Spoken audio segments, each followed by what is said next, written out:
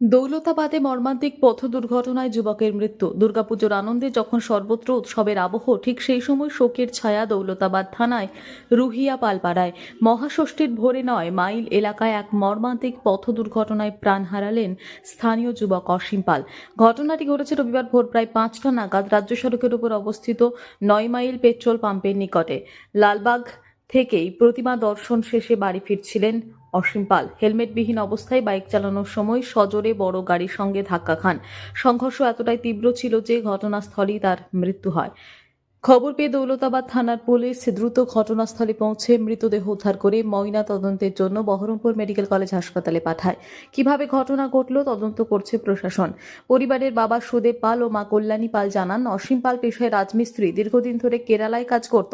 পুজোর ছুটিতে ৩ দিন আগে তিনি বাড়ি ফিরে আসেন। 2 ভাই ও 1 বোনের মধ্যে তিনিই ছিলেন ছোট। আর্থিক অনটনের কারণে এখনো বিয়ে হয়নি।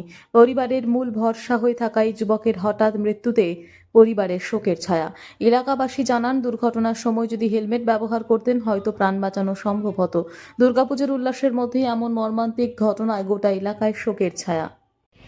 নামাজ পড়ে বেরিয়ে রাস্তায় হাঁটতেছিল। রাস্তায় হাঁটতে হাঁটতে হঠাৎ করে একটা শব্দ হলো, তারপর একটা গাড়ি গিয়ে বলছে ওখানে একটা অ্যাক্সিডেন্ট হয়েছে। দেখো, আমরা এসে দেখি একটা লাশ পড়ে আছে মোটরসাইকেলের উপর। কিসের সাথে ধাক্কা মারে?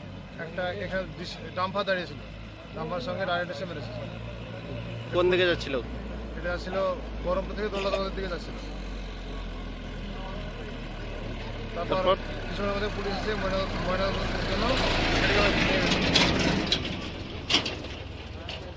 পরিচয় জানা গেছে? ওইতে জানা গেছে, জানতে পারলাম রুহিয়া পালপাড়া বাড়ি।